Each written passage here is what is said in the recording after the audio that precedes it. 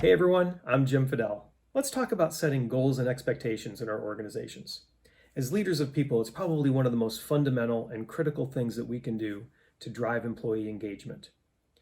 To set goals and expectations, it's important for us to remember that there are two parts to everyone's job: what they do and how they do it. The what's tend to be associated with the metrics, the hard numbers of our job, and the hows tend to be associated with our behaviors, the way we engage each other. So let's start with the what's first. One of the most tried and true methodologies for setting goals is to use the SMART method. And if you're not familiar with what that means, SMART is an acronym for the 5 components that we want to make sure we include when we do the goal setting process. S stands for specific. What's the specific deliverable? What's the specific outcome that we're looking for?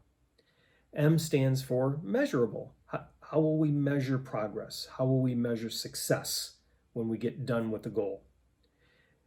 A stands for achievable. Is this something that we can really go do? R stands for relevant. What's the reason behind why we're doing it? And T stands for time bound. What's the deadline? What's the time frame that we have to work with? Now, different organizations may use different words for A, R, or even T. So some organizations, instead of achievable, will use attainable for A, and they'll use realistic instead of relevant for R, and maybe timely for T instead of time-bound. But that's okay. Regardless of the words that are used within your own organization, the concepts are the same, and we'll talk a little bit more about that.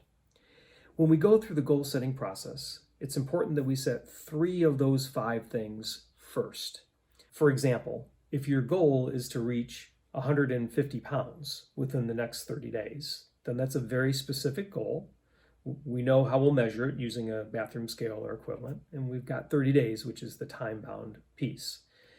Without setting those 3 things first, we can't have a conversation around whether it's attainable or realistic and why it's important. So, because for example, if I weigh 400 pounds and I want to get to 150 in the next 30 days, that's a very different conversation around attainability and relevance than if I weigh 160 pounds and want to get to 150 within the next 30 days.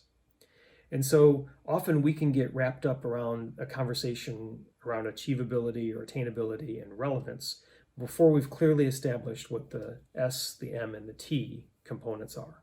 So when we set goals, it's important in using the SMART methodology that we set the specific deliverable, S, how we'll measure success, M, and the time-bound or timeliness deadline associated with it, T. Once we do that, we can have a conversation around A and R. Now, that takes care of the what's side of people's jobs. But we have a whole other part of the equation, which is the hows, the behavioral things. Setting behavioral expectations are much more challenging because they're so much more subjective in nature. For example, if you tell your employees be a team player, that might mean different things to different people. Or things like go above and beyond, or be professional, put the customer first. Those types of descriptors can mean different things to different people. And so ultimately, we want to have a meeting of the minds between leader and employee so that everyone is pulling for the same end result. In my experience, one of the most effective ways to set behavioral expectations is to help our employees understand with very specific examples what that behavior looks like in their job. So, for example, if I have be a team player as one of my expectations, then I'll talk with my employees about what being a team player looks like in their job. And we'll talk about very specific examples of what that characteristic looks like. Same thing with any other behavioral expectation. What does going above and beyond mean? Let's talk about very specific examples in that person's job that represent the behavior that we're looking for. So, setting goals and expectations is one of the most fundamental and critical things that we can do as leaders of people. And when we set goals and expectations, we have to remember to set them around both sides of their job, what they do and how they do it. When we talk about goal setting or the what's, we want to use the SMART methodology. specific, measurable, attainable, relevant, and time-based.